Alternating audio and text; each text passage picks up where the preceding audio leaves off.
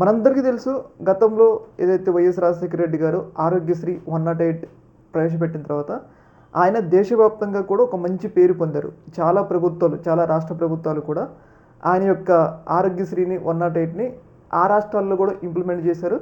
వైఎస్ఆర్ ఆయన చనిపోయినా కానీ ఆయన పేరు ఈరోజు ఇంత ఘనంగా ఉండడానికి కారణం ఏంటంటే ఆయన ఆ రోజు ప్రవేశపెట్టిన పథకాలు. అలాగే జగన్మోహన్ రెడ్డి గారు కూడా ప్రజలకు ఎలాంటి ఇబ్బంది కలగకూడదు అని చెప్పేసి ఏదైతే ఇంటి వద్దకే రేషన్ బియ్యాన్ని, అలాగే ఇంటి వద్దకే ప్రభుత్వానికి సంబంధించిన ఒక వాలంటీర్ని పంపించి ప్రజలకు సేవ అందిస్తుంటే, ఏదైతే ఇప్పుడున్న ప్రభుత్వాలు మాత్రం ఆయన మీద కక్షతో ఆ సేవలన్నింటినీ కూడా రద్దు చేసుకుంటూ వస్తున్నారు. మనం గమనించినట్లయితే ఏదైతే వాలంటీర్ వ్యవస్థను రద్దు చేయడంతో పాటు రీసెంట్గా రేషన్ వాహనాలను రద్దు చేస్తూ కూడా ఒక నిర్ణయం తీసుకోవడం జరిగింది. అయితే ఈ రేషన్ వాహనాలని రద్దు చేయడం వల్ల అనంతపురం జిల్లాలో ఒక వృద్ధురాలు అయితే మరణించడం జరిగింది. చూశారు కదా, పేపర్లో కూడా వచ్చింది. ఇవాళ రేషన్ షాప్ వద్ద వృద్ధురాలు మృతి.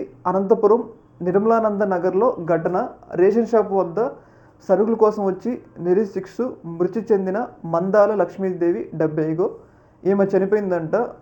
అనంతపురం జిల్లా ఏంటి అంటే మనందరికీ తెలుసు, నిన్నటి నుంచి కూడా ఏపీ ప్రభుత్వం రేషన్ వాహనాలు రద్దు చేస్తూ రేషన్ షాపుల వద్దే రేషన్ ఇస్తూ నిర్ణయం తీసుకుంది. అయితే ఈమె పాపం ముసలామే కదా, అక్కడికి వెళ్ళి చాలాసేపు క్యూలో నిలబడటం వల్ల పాపం అస్వస్థకు గురై అక్కడే చనిపోవడం జరిగింది. అంటే దీనంతటికి కారణం ఎవరు? అదే ఇంటికే రేషన్ వాహనం వస్తే పక్కా ఆమె ప్రాణాలు బతికే కదా.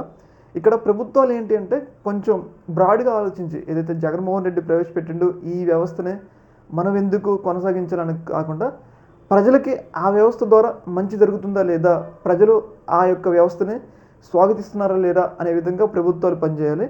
చూశారు కదా, ఆ రేషన్ వాహనాలు రద్దు చేయడం ద్వారా పాపం వృద్ధురాలు చాలా మృతి చెందడం జరిగింది. అలాగే చాలా రాష్ట్ర వ్యాప్తంగా కూడా చాలామంది వృద్ధులు వాళ్ళు రేషన్ అయిపోతుందేమో భయంతో ఏదైతే రేషన్ షాపుల వద్ద గంటల క్యూలు కడుతున్నారనమాట. అంటే ఇక్కడ మనం అర్థం చేసుకోవాల్సింది ఏంటంటే ఒకరి మీద కక్షతో ఒకరిని శిక్షించడం ఎంతవరకు సమంజసం అనేదే ఇక్కడ ప్రశ్న అనమాట. ఈ యొక్క అంశంలో మీ యొక్క అభిప్రాయాన్ని కింద కామెంట్లో తెలియజేయండి. Okay, thank you.